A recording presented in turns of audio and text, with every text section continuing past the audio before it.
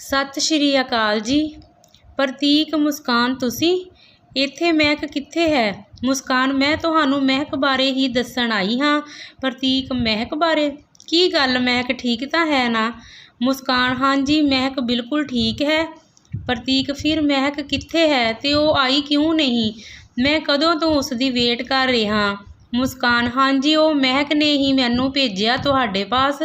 ਦਰਅਸਲ ਮਹਿਕ ਤੁਹਾਡੇ ਕੋਲ ਆ ਹੀ ਰਹੀ ਸੀ ਕਿ ਰਾਸਤੇ ਵਿੱਚ ਇੱਕ ਐਮਰਜੈਂਸੀ ਕੇਸ ਉਸਨੂੰ ਹਸਪਤਾਲ ਜਾਣਾ ਪਿਆ ਤੇ ਮਹਿਕ ਨੇ ਤੁਹਾਨੂੰ ਫੋਨ ਵੀ ਕੀਤਾ ਸੀ, ਪਰ ਤੁਹਾਡਾ ਫੋਨ ਵੀ ਘਰ ਸੀ ਤੇ ਮਹਿਕ ਤੁਹਾਨੂੰ ਦੱਸ ਵੀ ਨਹੀਂ ਪਾਈ। ਫਿਰ ਉਸਨੇ ਮੈਨੂੰ ਫੋਨ ਕਰ ਦੱਸਿਆ ਤੇ ਕਿਹਾ ਮੈਂ ਤੁਹਾਨੂੰ ਇੱਥੇ ਆ ਦੱਸ ਦੇਵਾਂ, ਕਿਉਂਕਿ ਤੁਸੀਂ ਮਹਿਕ ਨੂੰ ਲੈ ਕੇ ਪਰੇਸ਼ਾਨ ਹੁੰਦੇ ਹੋਵੋਗੇ ਤੇ ਨਾਲੇ ਤੁਹਾਡਾ ਇਹ ਰਿਹਾ ਫੋਨ। ਇੰਨੇ ਨੂੰ ਮਹਿਕ ਦੀ ਕਾਲ ਆ ਗਈ ਪ੍ਰਤੀਕ ਨੂੰ। ਮਹਿਕ, ਹੈਲੋ। ਪ੍ਰਤੀਕ, ਹੈਲੋ। ਮਹਿਕ, ਸੌਰੀ ਪ੍ਰਤੀਕ, ਮੈਂ ਆ ਹੀ ਰਹੀ ਸੀ ਕਿ ਰਾਸਤੇ ਵਿੱਚ ਐਕਸੀਡੈਂਟ ਹੋ ਗਿਆ ਸੀ ਇੱਕ ਪ੍ਰੈਗਨੈਂਟ ਲੇਡੀ ਦਾ ਤੇ ਮੈਂ ਉਸਨੂੰ ਲੈ ਹਸਪਤਾਲ ਚਲੀ ਗਈ ਤੇ ਰਾਤ ਵਕਤ ਹਸਪਤਾਲ ਵਿੱਚ ਕੋਈ ਡਾਕਟਰ ਨਾ ਹੋਣ ਕਾਰਨ ਮੈਨੂੰ ਇੱਥੇ ਰੁਕਣਾ ਪਿਆ। ਸੌਰੀ, ਇਸ ਵਜ੍ਹਾ ਮੈਂ ਨਹੀਂ ਆ ਪਾਈ, ਪਰ ਮੈਂ ਤੁਹਾਡੇ ਨਾਲ ਹੀ ਹੁਣ ਘੰਟੇ ਕੁ ਤੱਕ ਘਰ ਆ ਰਹੀ ਹਾਂ। ਮਾफ़ ਕਰ ਦਿਓ ਪਲੀਜ਼। ਪ੍ਰਤੀਕ, ਹਾਂ ਠੀਕ ਹੈ ਕਹਿ ਪ੍ਰਤੀਕ ਨੇ ਫੋਨ ਕੱਟ ਦਿੱਤਾ ਤੇ ਕਿਹਾ ਇੱਦਾਂ ਵੀ ਕੋਈ ਕਰਦਾ ਹੈ ਦੱਸੋ? ਮੈਂ ਕਦੋਂ ਤੋਂ ਵੇਟ ਕਰ ਰਿਹਾ। ਇੱਕ ਐਮਰਜੈਂਸੀ ਆ ਗਈ ਕਿ ਉਹ ਔਰਤ ਮੇਰੇ ਤੋਂ ਜ਼ਿਆਦਾ ਜ਼ਰੂਰੀ ਹੋ ਗਈ ਮਹਿਕ ਲਈ, ਮੈਂ ਨਹੀਂ। ਮੁਸਕਾਨ, ਮਹਿਕ ਨੂੰ ਐਮਰਜੈਂਸੀ ਪੈ ਗਈ ਤੇ ਔਰਤ ਦੀ ਹਾਲਤ ਵੀ ਤਾਂ ਦੇਖੋ। ਪ੍ਰਤੀਕ, ਮੇਰੀ ਹਾਲਤ, ਮੇਰਾ ਦਿਲ ਉਸਦਾ ਕੁਝ ਨਹੀਂ। ਮੁਸਕਾਨ, ਮੈਂ ਸਮਝ ਸਕਦੀ ਹਾਂ, ਪਰ ਮਹਿਕ ਨੂੰ ਮਾफ़ ਕਰ ਦੇਵੋ, ਉਹ ਬਹੁਤ ਪਿਆਰ ਕਰਦੀ ਹੈ ਤੁਹਾਨੂੰ। ਪ੍ਰਤੀਕ, ਨਹੀਂ ਤੁਸੀਂ ਮੇਰਾ ਹਾਲ ਨਹੀਂ ਸਮਝ ਸਕਦੇ। ਮੁਸਕਾਨ, ਸਮਝ ਸਕਦੀ ਇੱਕ ਦੁਖੀ ਤੇ ਟੁੱਟੇ ਦਿਲ ਦਾ ਹਾਲ, ਭਲਾ ਮੇਰੇ ਬਿਨਾਂ ਕੌਣ ਜਾਣੇ। ਇਹ ਸੁਣ ਪ੍ਰਤੀਕ ਮੁਸਕਾਨ ਵੱਲ ਦੇਖਣ ਲੱਗ ਗਿਆ। ਉਸਨੂੰ ਇੱਕ ਵਕਤ ਮੁਸਕਾਨ ਨੂੰ ਦੇਖ ਇੱਕ ਅਜੀਬ ਜਿਹੀ ਦਿਲੋਂ ਫੀਲਿੰਗ ਆਈ। ਉਸਨੂੰ ਮੁਸਕਾਨ ਦਾ ਦੁੱਖ ਅੱਜ ਆਪਣੇ ਦੁੱਖ ਦੇ ਬਰਾਬਰ ਜਿਹਾ ਲੱਗ ਰਿਹਾ ਸੀ। ਮੁਸਕਾਨ, ਚੱਲੋ ਘਰ ਚੱਲਦੇ ਤੇ ਰਾਸਤੇ ਵਿੱਚੋਂ ਮਹਿਕ ਨੂੰ ਲੈ ਚੱਲਦੇ। ਇੰਨੇ ਨੂੰ ਦੋਵੇਂ ਚੱਲਣ ਹੀ ਲੱਗੇ ਸਨ ਕਿ ਬਾਰਿਸ਼ ਸ਼ੁਰੂ ਹੋ ਗਈ ਤੇ ਪ੍ਰਤੀਕ ਨੇ ਕਿਹਾ ਕਿ ਬਾਰਿਸ਼ ਬਹੁਤ ਲੱਗਦਾ ਉਹਨਾਂ ਨੂੰ ਇੱਥੇ ਹੀ ਕੁਝ ਵਕਤ ਰੁਕਣਾ ਪਵੇਗਾ। ਇੰਨੇ ਨੂੰ ਵੇਟਰ ਡਿਨਰ ਤਿਆਰ ਕਰ ਲਿਆਏ ਤੇ ਪ੍ਰਤੀਕ ਨੇ ਮੁਸਕਾਨ ਨੂੰ ਕਿਹਾ ਕਿ ਉਸਨੇ ਡਿਨਰ ਕਰ ਲਿਆ ਹੈ। ਮੁਸਕਾਨ, ਨਹੀਂ, ਘਰ ਜਾ ਕੇ ਕਰਨਾ ਤੇ ਸਭ ਇਕੱਠੇ ਹੀ ਕਰਦੇ। ਪ੍ਰਤੀਕ, ਚਲੋ ਘਰ ਜਾ ਕੇ ਵੀ ਕਰਨਾ ਹੀ ਹੈ, ਇੱਥੇ ਹੀ ਕਰ ਲੈਂਦੇ, ਹੁਣ ਤਾਂ ਖਾਣਾ ਆ ਵੀ ਗਿਆ ਹੈ। ਵੈਸੇ ਵੀ ਮਹਿਕ ਨੇ ਤਾਂ ਹੁਣ ਕਿੱਥੇ ਆਉਣਾ, ਬਹੁਤ ਗੁੱਸਾ ਹੈ ਮੈਨੂੰ ਉਸ 'ਤੇ। ਮੁਸਕਾਨ, ਪਲੀਜ਼ ਮਹਿਕ 'ਤੇ ਗੁੱਸਾ ਨਾ ਕਰੋ ਤੇ ਡਿਨਰ ਘਰ ਜਾ ਕੇ ਹੀ ਕਰਾਂਗੀ ਮੈਂ। ਪ੍ਰਤੀਕ, ਠੀਕ ਹੈ ਮਹਿਕ 'ਤੇ ਗੁੱਸਾ ਨਹੀਂ ਕਰਦਾ, ਪਰ ਜੇ ਤੁਸੀਂ ਡਿਨਰ ਨੂੰ ਮਨਾ ਨਹੀਂ ਕਰੋਗੇ। ਇਹ ਸੁਣ ਮੁਸਕਾਨ ਮਹਿਕ ਦੇ ਖਾਤਰ ਡਿਨਰ ਕਰਨ ਲੱਗੀ ਤੇ ਪ੍ਰਤੀਕ ਤੇ ਮੁਸਕਾਨ ਦੋਵੇਂ ਆਪਸ ਵਿੱਚ ਗੱਲਾਂ ਕਰਨ ਲੱਗੇ। ਅੱਜ ਪ੍ਰਤੀਕ ਨੂੰ ਮੁਸਕਾਨ ਨਾਲ ਗੱਲਾਂ ਕਰ ਇੱਕ ਦਿਲੋਂ ਅਜੀਬ ਜਿਹੀ ਫੀਲਿੰਗ ਆ ਰਹੀ ਸੀ, ਜਿਵੇਂ ਉਸਦਾ ਕੋਈ ਅਧੂਰਾ ਹਿੱਸਾ ਪੂਰਾ ਹੋ ਰਿਹਾ ਹੋਵੇ। ਫਿਰ ਉਹ ਦੋਵੇਂ ਡਿਨਰ ਕਰ ਘਰ ਆ ਗਏ ਤੇ ਰਾਸਤੇ ਵਿੱਚ ਉਹ ਦੋਵੇਂ ਮਹਿਕ ਦੀਆਂ ਗੱਲਾਂ ਕਰ ਹੱਸਦੇ ਰਹੇ ਤੇ ਮਹਿਕ ਵੀ ਹੁਣ ਘਰ ਜਾ ਚੁੱਕੀ ਸੀ ਤੇ ਪ੍ਰਤੀਕ ਦੇ ਲਈ ਦਿਲੀ ਵੀ ਮੁਸਕਾਨ ਨੂੰ ਖੁਸ਼ ਦੇਖ ਇੱਕ ਅਜੀਬ ਜਿਹੀ ਖੁਸ਼ੀ ਸੀ। ਘਰ ਆ ਪ੍ਰਤੀਕ ਮਹਿਕ ਨਾਲ ਕਾਫੀ ਗੁੱਸਾ ਹੋਇਆ। ਮਹਿਕ ਨੇ ਪ੍ਰਤੀਕ ਨੂੰ ਬਹੁਤ ਮਨਾਉਣ ਦੀ ਕੋਸ਼ਿਸ਼ ਕੀਤੀ, ਪਰ ਪ੍ਰਤੀਕ ਦੇ ਦਿਲੋਂ ਦਿਮਾਗ ਸਿਰਫ ਮੁਸਕਾਨ ਦੀ ਮੁਸਕਰਾਹਟ ਹੀ ਛਾਈ ਹੋਈ ਸੀ। ਉਸ ਦੀਆਂ ਸੋਚਾਂ ਤੇ ਅੱਖਾਂ ਸਾਹਵੇਂ ਸਿਰਫ ਮੁਸਕਾਨ ਦਾ ਹੀ ਚਿਹਰਾ ਸੀ। ਦੂਜੇ ਦਿਨ ਵੀ ਮਹਿਕ ਨੇ ਪ੍ਰਤੀਕ ਨੂੰ ਬਹੁਤ ਮਨਾਉਣ ਦੀ ਕੋਸ਼ਿਸ਼ ਕੀਤੀ, ਪਰ ਜਦੋਂ ਪ੍ਰਤੀਕ ਨਾ ਮੰਨਿਆ ਤਾਂ ਉਸਦੇ ਆਫਿਸ ਲੰਚ ਲੈ ਕੇ ਵੀ ਗਈ। ਰਾਤੀ ਉਸਦੀ ਪਸੰਦ ਦਾ ਖਾਣਾ ਵੀ ਬਣਾਇਆ, ਪਰ ਪ੍ਰਤੀਕ ਦੇ ਸੋਚੀ ਤਾਂ ਸਿਰਫ ਮੁਸਕਾਨ ਹੀ ਸੀ। ਰਾਤ ਵਕਤ ਜਦੋਂ ਮਹਿਕ ਪ੍ਰਤੀਕ ਨੂੰ ਮਨਾਉਣ ਦੀ ਹਰ ਕੋਸ਼ਿਸ਼ ਕਰ ਥੱਕ ਹਾਰ ਲੇਟ ਗਈ ਤਾਂ ਪ੍ਰਤੀਕ ਨੂੰ ਹੋਸ਼ ਆਇਆ ਕਿ ਉਹ ਕੀ ਸੋਚ ਰਿਹਾ ਹੈ ਮੁਸਕਾਨ ਬਾਰੇ। ਨਹੀਂ, ਮੁਸਕਾਨ ਬਾਰੇ ਉਸਦਾ ਇੰਜ ਸੋਚਣਾ ਵੀ ਗਲਤ ਹੈ। ਉਹ ਸਿਰਫ ਮਹਿਕ ਦਾ ਹੈ ਤੇ ਕੀ ਸੋਚੇਗੀ ਮਹਿਕ ਉਸ ਬਾਰੇ। ਜਦੋਂ ਉਸਨੂੰ ਪਤਾ ਲੱਗਾ, ਉਹ ਮਹਿਕ ਨੂੰ ਉਠਾ ਉਸ ਤੋਂ ਮਾफ़ੀ ਮੰਗਣ ਲੱਗਾ ਕਿ ਉਹ ਉਸਨੂੰ ਮਾफ़ ਕਰ ਦੇਵੇ ਕਿ ਉਹ ਕੱਲ੍ਹ ਦਾ ਉਸ ਨਾਲ ਗੁੱਸੇ ਰਿਹਾ ਤੇ ਉਹ ਉਸਨੂੰ ਬਹੁਤ ਆਪਣੀ ਜਾਨ ਤੋਂ ਵੱਧ ਕੇ ਪਿਆਰ ਕਰਦਾ ਹੈ ਤੇ ਸਿਰਫ ਉਸਦਾ ਹੀ ਹੈ। ਮਹਿਕ ਨੂੰ ਲੱਗਾ ਕਿ ਪ੍ਰਤੀਕ ਸ਼ਾਇਦ ਕੱਲ੍ਹ ਦੀ ਵਜ੍ਹਾ ਨਾਲ, ਪਰ ਜਦੋਂ ਪ੍ਰਤੀਕ ਉਸਨੂੰ ਇੰਨਾ ਪਿਆਰ ਜਤਾ ਹੀ ਰਿਹਾ ਸੀ ਤਾਂ ਉਸਨੇ ਵੀ ਪ੍ਰਤੀਕ ਨੂੰ ਮਾਫ਼ ਕਰ ਉਸਨੂੰ ਹੱਗ ਕਰ ਸੌ ਗਈ। ਪਰ ਪ੍ਰਤੀਕ ਨੂੰ ਨੀਂਦ ਨਹੀਂ ਆ ਰਹੀ ਸੀ। ਉਸਨੂੰ ਮਹਿਕ ਨਾਲ ਹੋ ਕੇ ਵੀ ਸਿਰਫ ਮੁਸਕਾਨ ਦੇ ਹੀ ਖਿਆਲ ਆ ਰਹੇ ਸਨ ਤੇ ਉੱਧਰ ਮੁਸਕਾਨ ਨੂੰ ਵੀ ਵਾਰ-ਵਾਰ ਪ੍ਰਤੀਕ ਦਾ ਹੱਸਦਾ ਚਿਹਰਾ ਹੀ ਦਿਖਾਈ ਦੇ ਰਿਹਾ ਸੀ। ਉਹ ਵੀ ਪ੍ਰਤੀਕ ਦੇ ਹੀ ਖਿਆਲੀ ਡੁੱਬੀ ਹੋਈ ਸੀ, ਪਰ ਉਹ ਇਹ ਸੋਚ ਅੱਖਾਂ ਬੰਦ ਕਰ ਸੌ ਗਈ ਕਿ ਪ੍ਰਤੀਕ ਬਾਰੇ ਸੋਚਣਾ ਵੀ ਉਸ ਲਈ ਪਾਪ ਹੈ, ਕਿਉਂਕਿ ਉਹ ਮਹਿਕ ਦਾ ਪਿਆਰ ਹੀ ਨਹੀਂ ਬਲਕਿ ਮਹਿਕ ਦੀ ਜਾਨ ਹੈ। ਦੋਵੇਂ ਇੱਕ ਦੂਜੇ ਤੇ ਪ੍ਰਤੀਕ ਤੇ ਮਹਿਕ ਜਾਨ ਵਾਰਦੇ ਹਨ। ਫਿਰ ਉਹ ਕਿਵੇਂ ਸੋਚ ਸਕਦੇ ਤੇ ਮਹਿਕ ਉਸਦੀ ਸਹੇਲੀ ਹੀ ਨਹੀਂ ਬਲਕਿ ਭੈਣ ਤੋਂ ਵੀ ਵੱਧ ਕੇ ਹੈ। ਉਹ ਉਸਦਾ ਘਰ ਨਹੀਂ ਇਹ ਸੋਚ ਉਹ ਅੱਖਾਂ ਬੰਦ ਕਰ ਸੌ ਗਈ।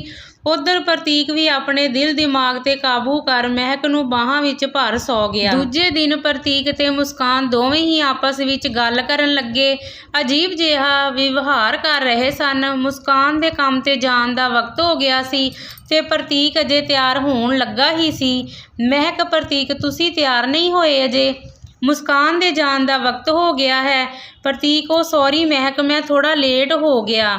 ਅਗਰ ਮੁਸਕਾਨ ਲੇਟ ਹੋ ਰਹੀ ਆ ਤਾਂ ਮੈਂ ਕੈਬ ਬੁੱਕ ਕਰਵਾ ਦਿੰਦਾ ਜਾਂਦੀ 5 ਮਿੰਟ ਵਿੱਚ ਹੀ। ਮੁਸਕਾਨ, ਨਹੀਂ ਕੋਈ ਗੱਲ ਨਹੀਂ, ਮੈਂ ਖੁਦ ਚਲੀ ਜਾਂਦੀ ਆ। ਮਹਿਕ, ਇੰਜ ਕਿਵੇਂ ਚਲੀ ਜਾਂਦੀ ਆ ਖੁਦ, ਤੇ ਕਿਵੇਂ ਕੈਬ ਬੁੱਕ ਕਰਵਾ ਦਿੰਦੇ? ਜਲਦੀ ਤਿਆਰ ਹੋਵੋ ਪ੍ਰਤੀਕ, ਚੱਲੋ। ਮਹਿਕ ਨੇ ਕਹਿ ਪ੍ਰਤੀਕ ਨੂੰ ਜਲਦੀ ਤਿਆਰ ਕਰਵਾ ਦਿੱਤਾ ਤੇ ਮੁਸਕਾਨ ਨੂੰ ਪ੍ਰਤੀਕ ਦੇ ਨਾਲ ਹੀ ਭੇਜ ਦਿੱਤਾ।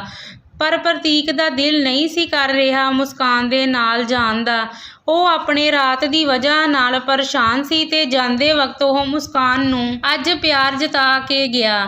ਇਹ ਦੇਖ ਪ੍ਰਤੀਕ ਨੂੰ ਮਹਿਕ ਨੂੰ ਪਿਆਰ ਜਤਾਉਂਦਿਆਂ ਦੇਖ ਮੁਸਕਾਨ ਨੂੰ ਅੱਜ ਬਹੁਤ ਅਜੀਬ ਜਿਹਾ ਲੱਗਾ। ਉਸ ਤੋਂ ਬਾਅਦ ਪ੍ਰਤੀਕ ਮੁਸਕਾਨ ਦੇ ਨਾਲ ਹੀ ਨਿਕਲ ਪਿਆ ਆਫਿਸ।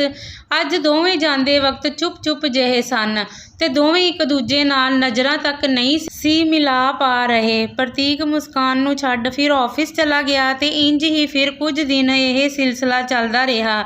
ਅਖੀਰ ਇੱਕ ਦਿਨ ਪ੍ਰਤੀਕ ਸੁਬਾਹ ਜਲਦੀ ਹੀ ਆਫਿਸ ਨਿਕਲ ਗਿਆ ਤੇ ਮੁਸਕਾਨ ਜਾਣ ਚੁੱਕੀ ਸੀ ਕਿ ਜੋ ਹੋ ਰਿਹਾ ਸਹੀ ਨਹੀਂ ਹੋ ਰਿਹਾ। ਮੁਸਕਾਨ ਨੇ ਮਹਿਕ ਨੂੰ ਕਿਹਾ ਕਿ ਉਹ ਆਪਣਾ ਖੁਦ ਦਾ ਨਵਾਂ ਘਰ ਲੈਣਾ ਚਾਹੁੰਦੀ ਹੈ ਤੇ ਹੁਣ ਉਸ ਦਾ ਜਨਮ ਦਿਨ ਵੀ ਲੰਘ ਗਿਆ ਹੈ ਤੇ ਉਸ ਦੀ ਮਾਂ ਦੀ ਕਰਵਾਈ ਇੱਕ FD ਦੇ ਮੁਤਾਬਿਕ ਉਸ ਦੀ ਉਮਰ ਵੀ ਹੋ ਚੁੱਕੀ ਹੈ ਤੇ ਹੁਣ ਉਸ ਨੂੰ ਬੈਂਕ ਵੱਲੋਂ ਬਣਦੀ ਰਾਸ਼ੀ ਵੀ ਮਿਲ ਜਾਵੇਗੀ ਤੇ ਉਹ ਉਹਨਾਂ ਪੈਸਿਆਂ ਦਾ ਨਵਾਂ ਘਰ ਖਰੀਦਣਾ ਚਾਹੁੰਦੀ ਹੈ। ਤਾਂ ਮਹਿਕ ਨੇ ਪ੍ਰਤੀਕ ਨਾਲ ਗੱਲ ਕੀਤੀ ਤੇ ਪਹਿਲਾਂ ਤਾਂ ਪ੍ਰਤੀਕ ਇਹ ਜਾਣ ਹੈਰਾਨ ਹੋਇਆ, ਪਰ ਫਿਰ ਉਸਨੇ ਮਹਿਕ ਨੂੰ ਹਾਂ ਕਰ ਦਿੱਤੀ ਕਿ ਉਹ ਵਧੀਆ ਘਰ ਲੱਭ ਲਏਗਾ ਤੇ ਉਸਨੇ ਸੋਚਿਆ ਕਿ ਮੁਸਕਾਨ ਦਾ ਇਸ ਘਰ ਤੇ ਉਸ ਦੇ ਕੋਲੋਂ ਦੂਰ ਜਾਣ ਦਾ ਹੀ ਚੰਗਾ ਹੈ, ਉਸ ਦੇ ਤੇ ਮਹਿਕ ਦੇ ਰਿਸ਼ਤੇ ਦੇ ਲਈ। ਅਗਰ ਉਹ ਇੱਥੇ ਉਸਦੇ ਨਜ਼ਰਾਂ ਦੇ ਸਾਹਮਣੇ ਰਹੀ ਤਾਂ ਉਸਦਾ ਮਨ ਭਟਕਦਾ ਹੀ ਰਹੇਗਾ। ਫਿਰ ਜਲਦੀ ਹੀ ਪ੍ਰਤੀਕ ਨੇ ਮੁਸਕਾਨ ਲਈ ਇੱਕ ਨਵਾਂ ਘਰ ਖਰੀਦ ਲਿਆ ਤੇ ਮੁਸਕਾਨ ਜਲਦੀ ਹੀ ਆਪਣੇ ਨਵੇਂ ਘਰ ਸ਼ਿਫਟ ਹੋ ਗਈ।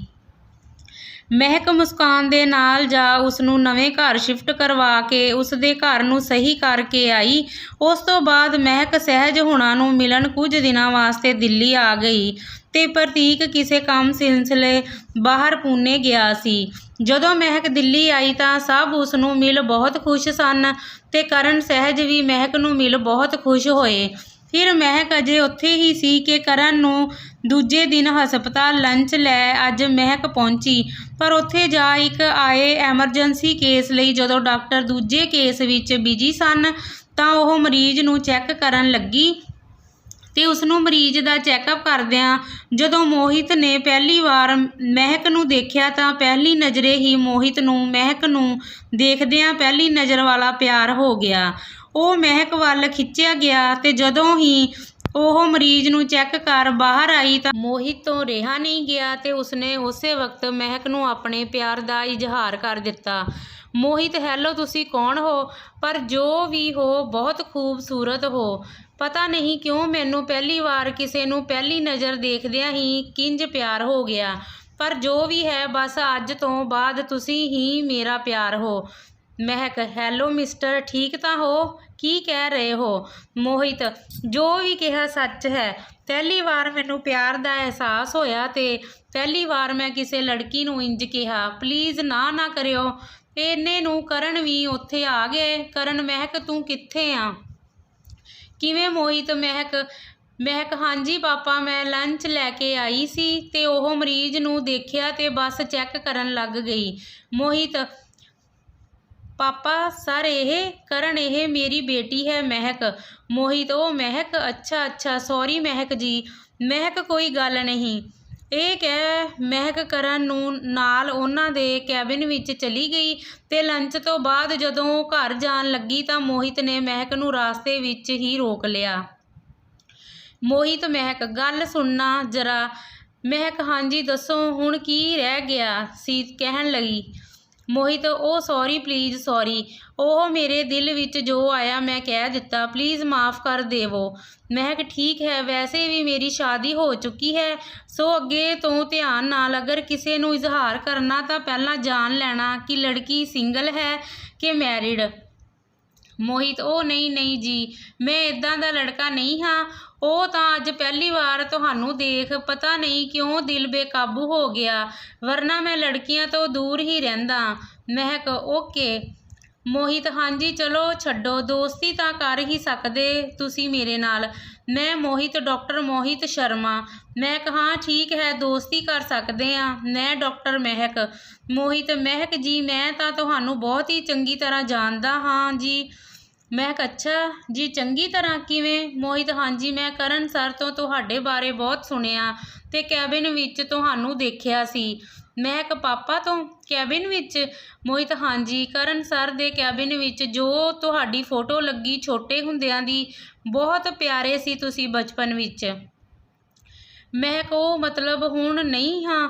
ਮੋਹਿਤ, ਨਹੀਂ, ਹੁਣ ਵੀ ਹੋ। ਸੱਚੀ, ਅਗਰ ਤੁਹਾਡੀ ਮੈਰਿਜ ਨਾ ਹੋਈ ਹੁੰਦੀ ਨਾ ਜਿਵੇਂ ਮਰਜ਼ੀ ਮੈਂ ਤੁਹਾਨੂੰ ਮਨਾ ਹੀ ਲੈਣਾ ਸੀ ਤੇ ਤੁਹਾਡੇ ਨਾਲ ਹੀ ਵਿਆਹ ਕਰਵਾਉਣਾ ਸੀ ਬਸ। ਮਹਿਕ ਮੁਸਕਰਾਉਂਦੇ ਹੋਏ ਉੱਥੋਂ ਇਹ ਕਹਿ ਚਲੀ ਗਈ ਕਿ ਉਸਨੂੰ ਘਰ ਜਾਣ ਤੋਂ ਲੇਟ ਹੋ ਰਿਹਾ ਹੈ।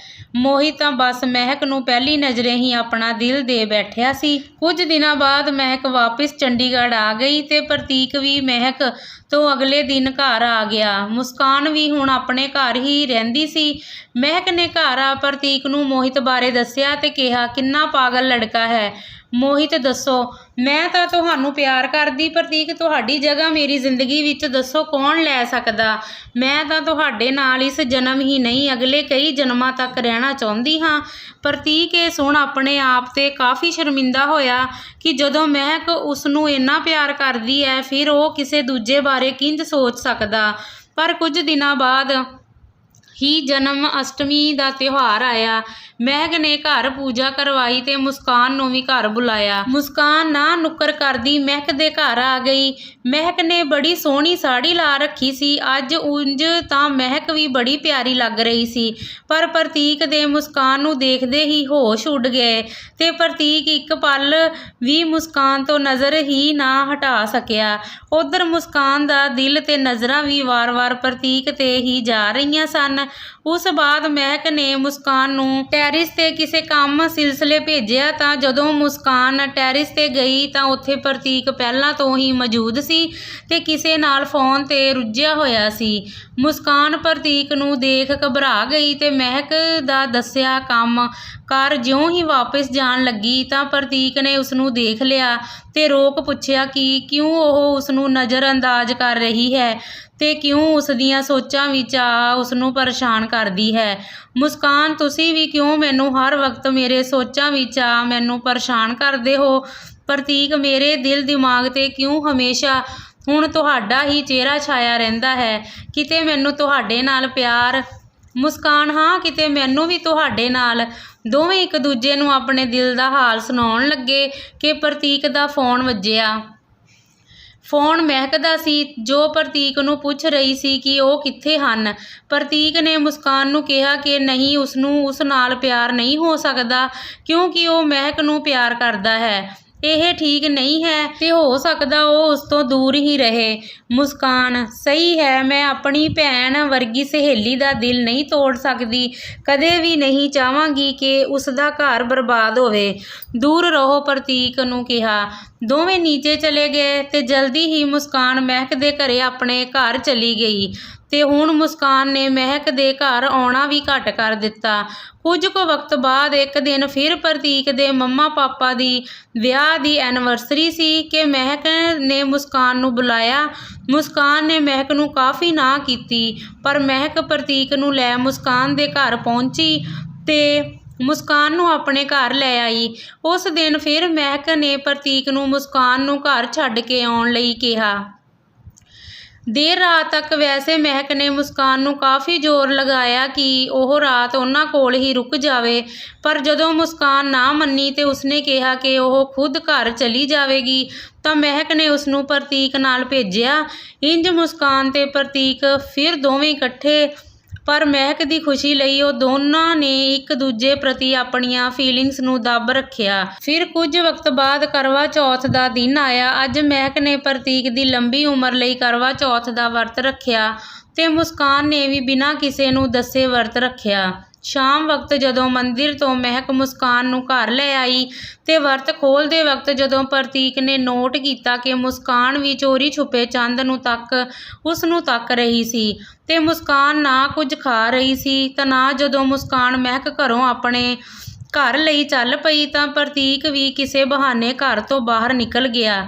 ਪ੍ਰਤੀਕ ਮੁਸਕਾਨ ਦੇ ਪਿੱਛੇ ਗਿਆ ਤੇ ਰਾਸਤੇ ਵਿੱਚੋਂ ਹੀ ਉਸਨੂੰ ਟੈਕਸੀ ਵਿੱਚੋਂ ਉਤਾਰ ਸਿੱਧਾ ਉਸਦੇ ਘਰ ਲੈ ਗਿਆ। ਘਰ ਜਾ ਪ੍ਰਤੀਕ ਨੇ ਮੁਸਕਾਨ ਕੋਲੋਂ ਪੁੱਛਿਆ ਕਿ ਉਸਨੇ ਵੀ ਵਰਤ ਰੱਖਿਆ ਹੈ ਤਾਂ ਕਾਫੀ ਨਾਂਹ ਨੁੱਕਰ ਕਰਨ ਬਾਅਦ ਜਦੋਂ ਮੁਸਕਾਨ ਨੇ ਦੱਸਿਆ ਕਿ ਹਾਂ, ਤਾਂ ਪ੍ਰਤੀਕ ਦੇ ਇਹ ਪੁੱਛਣ ਤੇ ਕਿ ਉਸਨੇ ਕਿਸ ਦੇ ਲਈ ਵਰਤ ਰੱਖਿਆ ਹੈ ਤਾਂ ਮੁਸਕਾਨ ਨੇ ਦੱਸਿਆ ਕਿ ਉਸਨੇ ਪ੍ਰਤੀਕ ਤੁਹਾਡੀ ਲੰਬੀ ਉਮਰ ਦੀ ਕਾਮਨਾ ਲਈ ਵਰਤ ਰੱਖਿਆ ਹੈ। ਉਹ ਜਾਣਦੀ ਹੈ ਕਿ ਇਹ ਗਲਤ ਹੈ, ਪਰ ਉਹ ਕੀ ਕਰੇ, ਉਸ ਦਾ ਦਿਲ ਉਸਨੂੰ ਭੁੱਲ ਹੀ ਨਹੀਂ ਰਿਹਾ। ਉਧਰ ਪ੍ਰਤੀਕ ਦੇ ਦਿਲ ਵੀ ਹੁਣ ਮੁਸਕਾਨ ਹੀ ਸੀ ਤੇ ਮੁਸਕਾਨ ਦੇ ਬਸ ਕਹਿਣ ਦੀ ਦੇਰ ਹੀ ਸੀ ਕਿ ਉਸਨੇ ਵੀ ਮੁਸਕਾਨ ਨੂੰ ਆਪਣੇ ਪਿਆਰ ਦਾ ਇਜ਼ਹਾਰ ਕੀਤਾ ਤੇ ਦੋਵਾਂ ਨੇ ਇਕੱਠੇ ਵਰਤ ਖੋਲ੍ਹਿਆ ਤੇ ਦੋਵੇਂ ਕਿੰਨਾ ਵਕਤ ਸਾਥ ਰਹੇ।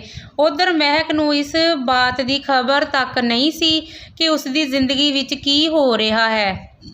ਉਹ ਖੁਸ਼ ਸੀ ਤੇ ਪ੍ਰਤੀਕ ਉਸਦੇ ਨਾਲ ਹੈ ਖੁਸ਼ ਸੀ। ਉਸ ਨੂੰ ਆਪਣੇ ਬਚਪਨ ਦੀ ਸਹੇਲੀ ਮੁਸਕਾਨ ਮਿਲ ਗਈ ਹੈ। ਉਹ ਅਣਜਾਣ ਸੀ ਕਿ ਇਹਨਾਂ ਦੋਹਾਂ ਦੀ ਵਜ੍ਹਾ ਹੀ ਜਲਦ ਉਸਦੀ ਖੁਸ਼ੀ ਗਮੀ ਵਿੱਚ ਬਦਲਣ ਵਾਲੀ ਸੀ। ਫਿਰ ਹੁਣ ਉਸ ਰਾਤ ਦੇ ਬਾਅਦ ਪ੍ਰਤੀਕ ਦੇ ਵਿਵਹਾਰ ਵਿੱਚ ਬਦਲਾਵ ਆਉਣ ਲੱਗਾ। ਹੁਣ ਪ੍ਰਤੀਕ ਜ਼ਿਆਦਾ ਵਕਤ ਬਾਹਰ ਰਹਿਣ ਲੱਗਾ ਤੇ ਘਰ ਵੀ ਫੋਨ ਤੇ ਹੀ ਲੱਗਿਆ ਰਹਿਣ ਲੱਗਾ।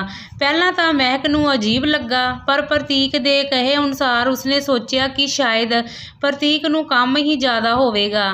ਫਿਰ ਇੱਕ ਦਿਨ ਮਹਿਕ ਨੇ ਕਿਤੇ ਸ਼ਾਪਿੰਗ ਲਈ ਜਾਣਾ ਸੀ ਤੇ ਮਹਿਕ ਨੇ ਪਹਿਲਾਂ ਪ੍ਰਤੀਕ ਨੂੰ ਕਿਹਾ ਨਾਲ ਜਾਣ ਲਈ, ਪਰ ਪ੍ਰਤੀਕ ਨੇ ਇਹ ਕਹਿ ਮਨਾ ਕਰ ਦਿੱਤਾ ਕਿ ਉਸਨੂੰ ਆਫਿਸ ਕੰਮ ਹੈ।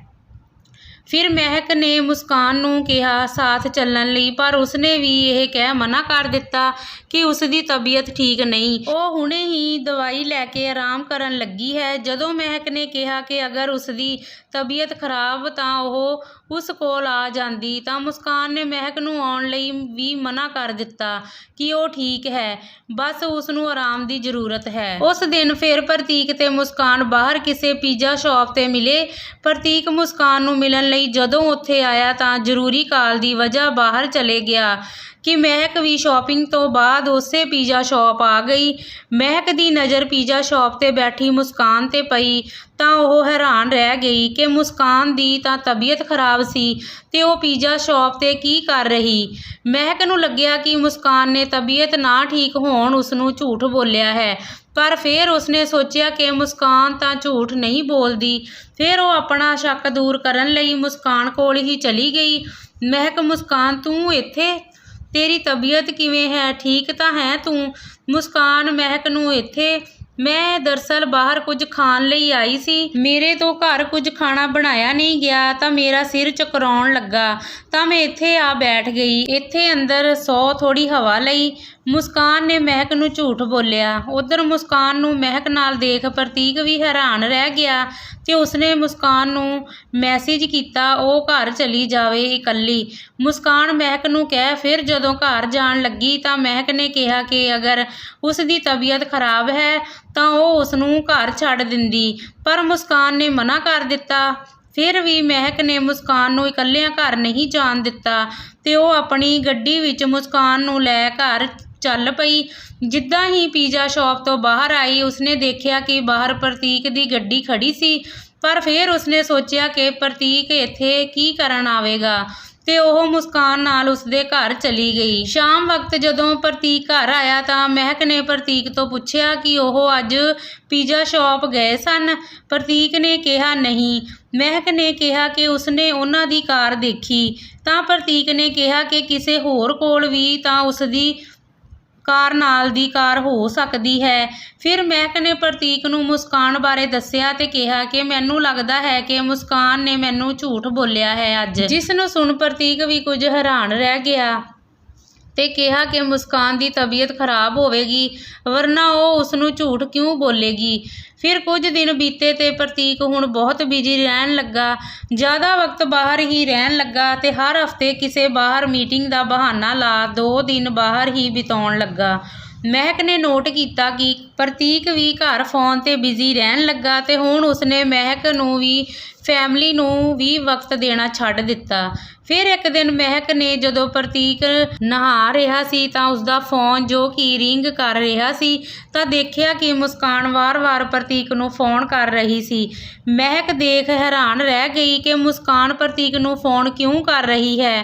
ਫਿਰ ਕਾਲ ਦੇ ਬਾਅਦ ਮੁਸਕਾਨ ਪ੍ਰਤੀਕ ਨੂੰ ਮੈਸੇਜ ਤੇ ਮੈਸੇਜ ਕਰ ਰਹੀ ਸੀ ਕਿ ਜਦੋਂ ਮਹਿਕ ਨੇ ਮੈਸੇਜ ਦੇਖਣੇ ਚਾਹੇ ਤਾਂ ਪ੍ਰਤੀਕ ਦਾ ਫੋਨ ਲੌਕ ਸੀ। ਮਹਿਕ ਦੇਖ ਹੈਰਾਨ ਰਹਿ ਗਈ ਕਿ ਪ੍ਰਤੀਕ ਨੇ ਫੋਨ ਤੇ ਲੌਕ ਲਗਾ ਰੱਖਿਆ ਜਦ ਉਸਨੇ ਅੱਜ ਤੋਂ ਪਹਿਲਾਂ ਤਾਂ ਕਦੇ ਲੌਕ ਨਹੀਂ ਕੀਤਾ ਫੋਨ।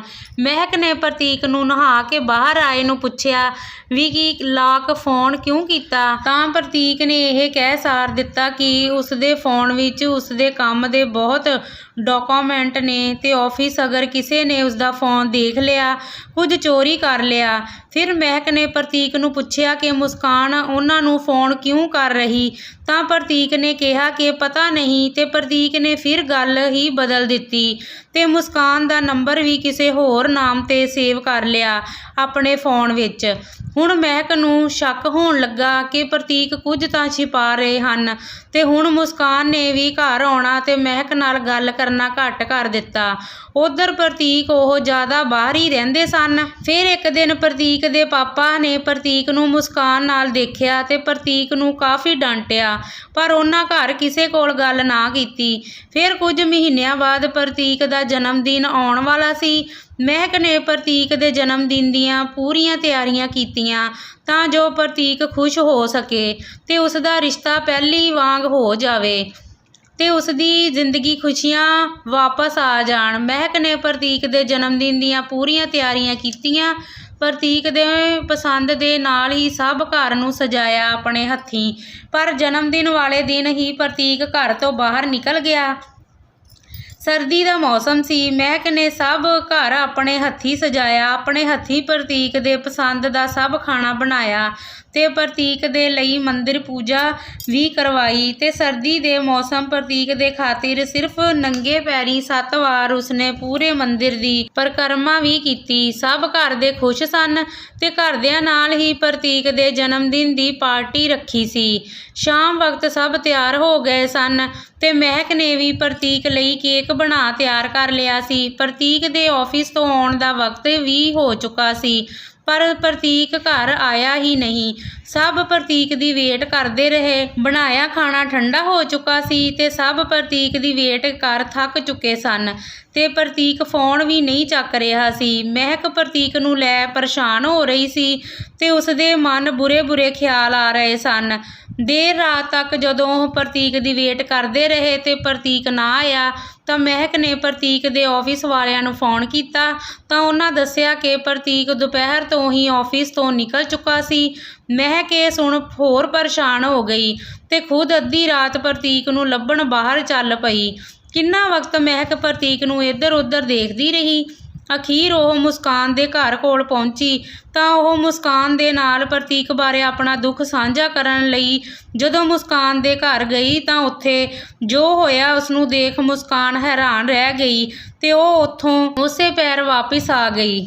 ਮਹਿਕ ਨੇ ਦੇਖਿਆ ਕਿ ਮੁਸਕਾਨ ਦੇ ਘਰ ਦਾ ਦਰਵਾਜ਼ਾ ਖੁੱਲ੍ਹਾ ਸੀ ਤੇ ਮੁਸਕਾਨ ਦਾ ਪੂਰਾ ਘਰ ਲਾਈਟਾਂ ਨਾਲ ਸਜਾਇਆ ਹੋਇਆ ਸੀ। ਮਹਿਕ ਨੇ ਦੇਖਿਆ ਤੇ ਹੈਰਾਨ ਰਹਿ ਗਈ ਕਿ ਤਾਂ ਕੋਈ ਤਿਉਹਾਰ ਵੀ ਨਹੀਂ ਤੇ ਮੁਸਕਾਨ ਦਾ ਜਨਮ ਦਿਨ ਵੀ ਨਹੀਂ।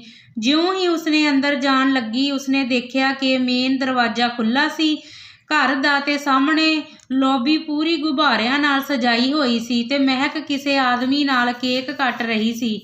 ਮਹਿਕ ਇਹ ਦੇਖ ਹੈਰਾਨ ਰਹਿ ਗਈ ਕਿ ਮੁਸਕਾਨ ਕਿਸ ਆਦਮੀ ਨਾਲ। ਜਦੋਂ ਮਹਿਕ ਨੇ ਅੱਗੇ ਹੋ ਜਰਾ ਦੇਖਣ ਦੀ ਕੋਸ਼ਿਸ਼ ਕੀਤੀ ਤਾਂ ਮਹਿਕ ਨੇ ਦੇਖਿਆ ਕਿ ਉਹ ਆਦਮੀ ਹੋਰ ਕੋਈ ਨਹੀਂ ਬਲਕਿ ਪ੍ਰਤੀਕ ਹੀ ਸੀ। ਇੱਕ ਪਲ ਲਈ ਤਾਂ ਮਹਿਕ ਨੂੰ ਇੰਜ ਲੱਗਿਆ ਜਿਵੇਂ ਉਸ ਦੀਆਂ ਅੱਖਾਂ ਉਸਨੂੰ ਧੋਖਾ ਦੇ ਰਹੀਆਂ ਹੋਣ। ਪ੍ਰਤੀਕ ਮੁਸਕਾਨ ਨਾਲ ਕਿਵੇਂ ਹੋ ਸਕਦਾ ਹੈ? ਪ੍ਰਤੀਕ ਉਸਨੂੰ ਕਿਵੇਂ ਧੋਖਾ ਦੇ ਸਕਦਾ ਹੈ? ਨਹੀਂ ਨਹੀਂ, ਇਹ ਪ੍ਰਤੀਕ ਨਹੀਂ ਹੋ ਸਕਦਾ। ਜ਼ਰੂਰ ਉਸਨੂੰ ਗਲਤਫਹਿਮੀ ਹੋ ਰਹੀ। ਪ੍ਰਤੀਕ ਤਾਂ ਉਸਨੂੰ ਇੰਨਾ ਪਿਆਰ ਕਰਦਾ ਹੈ, ਉਸਨੂੰ ਤਾਂ ਪ੍ਰਤੀਕ ਤੇ ਰੱਬ ਜਿੰਨਾ ਵਿਸ਼ਵਾਸ ਹੈ। ਸੋਚਾਂ ਵਿੱਚ ਡੁੱਬੀ ਖੜੀ ਮਹਿਕ ਦਾ ਭਰਮ ਉਦੋਂ ਦੂਰ ਹੋਇਆ ਜਦੋਂ ਮੁਸਕਾਨ ਪ੍ਰਤੀਕ ਨੂੰ ਉਸਦਾ ਨਾਮ ਲੈ ਬੁਲਾ ਰਹੀ ਸੀ ਤੇ ਦੋਵੇਂ ਖਿੜਖਿੜ ਹੱਸ ਰਹੇ ਸਨ। ਮਹਿਕ ਨੂੰ ਯਕੀਨ ਨਹੀਂ ਹੋ ਰਿਹਾ ਸੀ ਕਿ ਉਸ ਨਾਲ ਇੰਨਾ ਵੱਡਾ ਧੋਖਾ ਹੋ ਰਿਹਾ ਸੀ ਤੇ ਮੁਸਕਾਨ ਤੇ ਪ੍ਰਤੀਕ ਦਾ ਹਾਸਾ ਉਸਦੇ ਕੰਨਾਂ ਨੂੰ ਚੁੱਭ ਰਿਹਾ ਸੀ ਤੇ ਬਸ ਉਸ ਤੋਂ ਹੋਰ ਪ੍ਰਤੀਕ ਨੂੰ ਕਿਸੇ ਹੋਰ ਦੀਆਂ ਬਾਹਾਂ ਵਿੱਚ ਦੇਖਿਆ ਨਾ ਗਿਆ ਤੇ ਉਹ ਚੁੱਪਚਾਪ ਓਨੀ ਪੈਰੀ ਮੁਸਕਾਨ ਦੇ ਘਰੋਂ ਵਾਪਿਸ ਆ ਗਈ। ਮਹਿਕ ਸਿੱਧਾ ਆਪਣੇ ਘਰ ਆਈ ਤੇ ਚੁੱਪਚਾਪ ਆਪਣੇ ਕਮਰੇ ਵਿੱਚ ਜਾ ਵੜੀ। ਬਾਕੀ ਘਰ ਵਾਲੇ ਵੀ ਮਹਿਕ ਨੂੰ ਦੇਖ ਹੈਰਾਨ ਹੋਏ ਕਿ ਆਖਿਰ ਹੋ ਕੀ ਰਿਹਾ। ਮਹਿਕ ਇਕੱਲੀ ਹੀ ਘਰ ਕਿਉਂ ਆਈ? ਪ੍ਰਤੀਕ ਕਿੱਥੇ ਹੈ? ਮਹਿਕ ਦੀ ਹਾਲਤ ਬਹੁਤ ਬੁਰੀ ਸੀ। ਉਸਨੂੰ ਵਾਰ-ਵਾਰ ਪ੍ਰਤੀਕ ਤੇ ਮੁਸਕਾਨ ਇਕੱਠਿਆਂ ਦਾ ਦ੍ਰਿਸ਼ ਦਿਖਾਈ ਦੇ ਰਿਹਾ ਸੀ ਤੇ ਉਸਦੇ ਕੰਨਾਂ ਵਿੱਚ ਗੂੰਜਦੀ ਦੋਹਾਂ ਦੀ ਹੱਸੀ ਉਸਨੂੰ ਪਰੇਸ਼ਾਨ ਕਰ ਰਹੀ ਸੀ ਤੇ ਮਹਿਕ ਰੋ ਰਹੀ ਸੀ। ਅੱਜ ਉਸਦੀ ਜ਼ਿੰਦਗੀ ਦਾ ਇੰਨਾ ਵੱਡਾ ਧੋਖਾ ਉਸਨੂੰ ਮਿਲਿਆ। ਪ੍ਰਤੀਕ ਜਿਸ ਨੂੰ ਉਹ ਆਪਣੇ ਤੋਂ ਜ਼ਿਆਦਾ ਪਿਆਰ ਤੇ ਰੱਬ ਮੰਨਦੀ ਸੀ, ਉਸਨੇ ਉਸ ਨਾਲ ਐਡਾ ਵੱਡਾ ਧੋਖਾ। ਉਸਨੂੰ ਇਹ ਹਜਮ ਨਹੀਂ ਹੋ ਰਿਹਾ ਸੀ ਤੇ ਦੂਜੀ ਮੁਸਕਾਨ ਜਿਸ ਨੂੰ ਉਸਨੇ ਹਮੇਸ਼ਾ ਆਪਣੀ ਸਹੇਲੀ ਤੋਂ ਵੱਧ ਭੈਣ ਮੰਨਿਆ, ਉਸੇ ਭੈਣ ਨੇ ਉਸਦਾ ਘਰ ਬਰਬਾਦ ਕਰਨ ਤੇ ਉਹ ਸੋਚ ਰਹੀ ਸੀ ਕਿ ਦੋਵੇਂ ਇੰਜ ਕਿਵੇਂ ਉਸ ਨਾਲ ਕਰ ਸਕਦੇ ਆ। ਆਖਿਰ ਉਸਨੇ ਕਦੋਂ ਉਸਦੇ ਪਿਆਰ ਵਿੱਚ ਕਮੀ ਰਹਿ ਗਈ ਸੀ। ਇਸੇ ਸੋਚ ਨਾਲ ਤੇ ਖਿਆਲਾਂ ਨਾਲ ਲੜਦਿਆਂ ਰੋਂਦੇ ਕਰਲਾਉਂਦੇ ਉਸਦੀ ਰਾਤ ਬੀਤ ਗਈ। ਦੂਜੀ ਸਵੇਰ ਵੀ ਉਹ ਦੇਰ ਤੱਕ ਉਸੇ ਤਰ੍ਹਾਂ ਆਪਣੇ ਦਰਦ ਨਾਲ ਪਈ ਰਹੀ ਕਿ ਸਵੇਰ ਹੋਈ ਪ੍ਰਤੀਕ ਘਰ ਆਇਆ। ਪ੍ਰਤੀਕ ਨੂੰ ਜਦੋਂ ਘਰਦਿਆਂ ਨੇ ਦੱਸਿਆ ਤਾਂ ਉਸਨੇ ਜਾ ਕਮਰੇ ਵਿੱਚ ਦੇਖਿਆ ਤਾਂ ਦਰਵਾਜ਼ਾ ਅੰਦਰੋਂ ਬੰਦ ਸੀ। ਪ੍ਰਤੀਕ ਨੇ ਕਿਸੇ ਤਰ੍ਹਾਂ ਜਦੋਂ ਦਰਵਾਜ਼ਾ ਖੋਲ੍ਹ ਅੰਦਰ ਮਹਿਕ ਨੂੰ ਦੇਖਿਆ ਤਾਂ ਮਹਿਕ ਨੀਚੇ ਜ਼ਮੀਨ 'ਤੇ ਪਈ ਸੀ। ਜਦੋਂ ਪ੍ਰਤੀਕ ਨੇ ਪਾਸ ਜਾ ਮਹਿਕ ਨੂੰ ਦੇਖਿਆ ਤਾਂ ਮਹਿਕ ਦਾ ਬੁਖਾਰ ਨਾਲ ਪੂਰਾ ਸਰੀਰ ਤਪ ਰਿਹਾ ਸੀ ਤੇ ਉਸਦੀਆਂ ਅੱਖਾਂ ਰੋਣ ਦੀ ਵਜ੍ਹਾ ਸੁੱਜ ਚੁੱਕੀਆਂ ਸਨ। ਪ੍ਰਤੀਕ ਪਰੇਸ਼ਾਨ ਹੋ ਗਿਆ ਤੇ ਮਹਿਕ ਨੂੰ ਲੈ ਹਸਪਤਾਲ ਪਹੁੰਚਿਆ ਤਾਂ ਡਾਕਟਰਾਂ ਮਹਿਕ ਦਾ ਚੈੱਕਅਪ ਕਰ ਉਸਨੂੰ ਦਵਾਈ ਦਿੱਤੀ ਤੇ ਪ੍ਰਤੀਕ ਦੇ ਘਰਦਿਆਂ ਪ੍ਰਤੀਕ ਨੂੰ ਕਿਹਾ ਕਿ ਮਹਿਕ ਦੀ ਹਾਲਤ ਦਾ ਜ਼ਿੰਮੇਵਾਰ ਖੁਦ ਪ੍ਰਤੀਕ ਹੈ, ਕਿਉਂਕਿ ਮਹਿਕ ਕੱਲ੍ਹ ਦੇਰ ਰਾਤ ਤੱਕ ਉਸਨੂੰ ਉਡੀਕਦੀ ਰਹੀ ਤੇ ਬਾਹਰ ਘੰਟਿਆਂ ਬੱਧੀ ਉਸਨੂੰ ਲੱਭਦੀ ਰਹੀ। ਉਹ ਕਿੱਥੇ ਸੀ ਤੇ ਉਸਨੇ ਫੋਨ ਕਿਉਂ ਨਹੀਂ ਉਠਾਇਆ? ਪ੍ਰਤੀਕ ਨੇ ਕਿਹਾ ਕਿ ਉਹ ਕਿਸੇ ਜ਼ਰੂਰੀ ਕੰਮ ਕਾਰਨ ਰਾਤ ਭਰ ਆਫਿਸ ਵਿੱਚ ਹੀ ਸੀ। ਮਹਿਕ ਦੀ ਖਬਰ ਮਿਲਦਿਆਂ ਸਹਿਜ ਤੇ ਕਰਨ ਵੀ ਮਹਿਕ ਦੀ ਖਬਰ ਲਈ ਪਹੁੰਚੇ, ਪਰ ਮਹਿਕ ਨੇ ਕਿਸੇ ਨੂੰ ਕੁਝ ਨਹੀਂ ਦੱਸਿਆ। ਜੋ ਵੀ ਉਸਨੇ ਕੱਲ੍ਹ ਰਾਤ ਦੇਖਿਆ, ਉਹ ਚਾਹੁੰਦੀ ਸੀ ਕਿ ਉਹ ਖੁਦ ਆਪਣੇ ਰਿਸ਼ਤੇ ਨੂੰ ਫਿਰ ਤੋਂ ਜੋੜੇ ਤੇ ਪ੍ਰਤੀਕ ਨਾਲ ਗੱਲ ਕਰੇ। ਕੁਝ ਦਿਨਾਂ ਤੱਕ ਪ੍ਰਤੀਕ ਮਹਿਕ ਦਾ ਬਿਮਾਰ ਹੋਣ ਦੀ ਵਜ੍ਹਾ ਖਿਆਲ ਰੱਖਦਾ ਰਿਹਾ, ਪਰ ਮਹਿਕ ਨੇ ਦੇਖਿਆ ਕਿ ਪ੍ਰਤੀਕ ਪਹਿਲਾਂ ਨਾਲੋਂ ਕਾਫੀ ਬਦਲ ਚੁੱਕਾ ਸੀ ਤੇ ਮਹਿਕ ਦੇ ਪਾਸ ਹੁੰਦਿਆਂ ਵੀ ਉਸਦਾ ਧਿਆਨ ਮਹਿਕ ਦੇ ਪਾਸ ਨਹੀਂ ਸੀ। ਉੱਧਰ ਪ੍ਰਤੀਕ ਨੇ ਫੋਨ ਕਰ ਮੁਸਕਾਨ ਨੂੰ ਮਹਿਕ ਦੀ ਹਾਲਤ ਦੱਸੀ ਤਾਂ ਮੁਸਕਾਨ ਨੇ ਪ੍ਰਤੀਕ ਨੂੰ ਮਹਿਕ ਪਾਸ ਹੀ ਰੁਕਣ ਲਈ ਕਿਹਾ, ਪਰ ਪ੍ਰਤੀਕ ਨੂੰ ਹੁਣ ਮਹਿਕ ਕੋਲ ਰੁਕਣਾ ਵੀ ਔਖਾ ਲੱਗ ਰਿਹਾ ਸੀ। 3 ਦਿਨ ਬੀਤ ਚੁੱਕੇ ਸਨ ਤੇ ਉਹ ਇਹ 3 ਦਿਨ ਮਹਿਕ ਦੇ ਪਾਸ ਹੀ ਰਿਹਾ। ਉਹ ਮਹਿਕ ਨੂੰ ਆਪਣੇ ਤੇ ਮੁਸਕਾਨ ਦੇ ਰਿਸ਼ਤੇ ਬਾਰੇ ਦੱਸਣਾ ਚਾਹੁੰਦਾ ਸੀ ਤਾਂ ਜੋ ਉਹ ਹੁਣ ਹੋਰ ਮਹਿਕ ਨੂੰ ਧੋਖੇ ਵਿੱਚ ਨਾ ਰੱਖ ਸਕੇ, ਪਰ ਮੁਸਕਾਨ ਨੇ ਮਨਾ ਕਰ ਦਿੱਤਾ ਕਿ ਅਗਰ ਪ੍ਰਤੀਕ ਦੇ ਇੱਕ ਦਿਨ ਨਾਲ ਮਹਿਕ ਦੀ ਇਹ ਹਾਲਤ ਹੋ ਸਕਦੀ ਹੈ ਤਾਂ ਪ੍ਰਤੀਕ ਦੇ ਮਹਿਕ ਨੂੰ ਸੱਚ ਦੱਸਣ ਤੇ ਸਦਾ ਲਈ ਉਸ ਤੋਂ ਦੂਰ ਹੋਣ ਕਾਰਨ ਉਸਦੀ ਕੀ ਹਾਲਤ ਹੋਵੇਗੀ। ਨਹੀਂ, ਅਜੇ ਮਹਿਕ ਨੂੰ ਦੱਸਣਾ ਠੀਕ ਨਹੀਂ ਹੈ, ਮੁਸਕਾਨ ਨੇ ਕਿਹਾ। ਫਿਰ ਉਸ ਤੋਂ ਬਾਅਦ ਮਹਿਕ ਪ੍ਰਤੀਕ ਨੂੰ ਵਾਪਿਸ ਪਾਉਣ ਲਈ ਹਰ ਕੋਸ਼ਿਸ਼ ਕਰਦੀ ਰਹੀ ਤੇ ਪ੍ਰਤੀਕ ਹੁਣ ਪਹਿਲਾਂ ਨਾਲੋਂ ਪੂਰਾ ਹੀ ਬਦਲ ਚੁੱਕਾ ਸੀ। ਗੱਲ-ਗੱਲ ਤੇ ਪ੍ਰਤੀਕ ਮਹਿਕ ਤੇ ਗੁੱਸਾ ਹੋਣ ਲੱਗਾ ਤੇ ਮਹਿਕ ਤੋਂ ਦੂਰ ਹੁਣ ਉਹ ਦੂਜੇ ਕਮਰੇ ਵਿੱਚ ਸੌਣ ਲੱਗਾ। ਪ੍ਰਤੀਕ ਦੇ ਘਰਦਿਆਂ ਨੂੰ ਵੀ ਸ਼ੱਕ ਹੋਣ ਲੱਗਾ ਕਿ ਮਹਿਕ ਤੇ ਪ੍ਰਤੀਕ ਵਿੱਚ ਕੁਝ ਅਣਬਣ ਚੱਲ ਰਹੀ ਹੈ। ਮਹਿਕ ਦਿਨ ਰਾਤ ਪ੍ਰਤੀਕ ਨੂੰ ਵਾਪਸ ਪਾਉਣ ਦੀ ਕੋਸ਼ਿਸ਼ ਕਰਦੀ ਰਹੀ, ਪਰ ਪ੍ਰਤੀਕ ਘਰ ਝੂਠ ਬੋਲ ਮੁਸਕਾਨ ਨੂੰ ਮਿਲਣ ਉਸਦੇ ਘਰ ਜਾਂਦਾ ਰਿਹਾ। ਇੱਕ ਦੋ ਵਾਰ ਤਾਂ ਮਹਿਕ ਉਸਦੇ ਪਿੱਛੇ ਵੀ ਗਈ ਤੇ ਦੇਖਿਆ ਪ੍ਰਤੀਕ ਦਾ ਮੁਸਕਾਨ ਦੇ ਘਰ ਜਾਣਾ। ਮਹਿਕ ਟੁੱਟ ਚੁੱਕੀ ਸੀ ਕਿ ਪ੍ਰਤੀਕ ਦੇ ਉਸ ਨਾਲ ਏਡਾ ਵੱਡਾ ਧੋਖਾ ਕਰਨ ਨਾਲ, ਪਰ ਕਿਤੇ ਨਾ ਕਿਤੇ ਉਸਦੇ ਦਿਲ ਵਿੱਚ ਆਸ ਸੀ ਕਿ ਪ੍ਰਤੀਕ ਲਈ ਬੇਸ਼ੁਮਾਰ ਪਿਆਰ ਸੀ। ਉਹ ਪ੍ਰਤੀਕ ਦਾ ਦਿਲ ਤੇ ਉਸਦਾ ਪਿਆਰ ਵਾਪਿਸ ਜਿੱਤ ਸਕਦੀ ਸੀ। ਉਹ ਪ੍ਰਤੀਕ ਨੂੰ ਮੁਸਕਾਨ ਨਾਲ ਲੜ ਕੇ ਨਹੀਂ ਬਲਕਿ ਆਪਣੇ ਪਿਆਰ ਦੇ ਦਮ ਤੇ ਵਾਪਿਸ ਪਾਉਣਾ ਚਾਹੁੰਦੀ ਸੀ, ਪਰ ਜਿੰਨੀ ਉਹ ਪ੍ਰਤੀਕ ਨੂੰ ਵਾਪਿਸ ਪਾਉਣ ਦੀ ਕੋਸ਼ਿਸ਼ ਕਰ ਰਹੀ ਸੀ, ਪ੍ਰਤੀਕ ਓਨਾ ਹੀ ਉਸ ਤੋਂ ਦੂਰ ਹੁੰਦਾ ਜਾ ਰਿਹਾ ਸੀ। ਫਿਰ ਵਕਤ ਆਇਆ ਨਵੇਂ ਸਾਲ ਦਾ। ਇਸ ਦਾ ਤੁਹਾਡੇ ਲਈ ਅਗਲਾ ਭਾਗ ਜਲਦ ਹੀ ਪੇਸ਼ ਕਰਾਂਗੇ, ਇਸ ਲਈ ਬਣੇ ਰਹੋ ਰਾਜ ਪੰਜਾਬੀ ਕਹਾਣੀਆਂ ਦੇ ਨਾਲ। ਤੁਹਾਡਾ ਬਹੁਤ ਬਹੁਤ ਧੰਨਵਾਦ।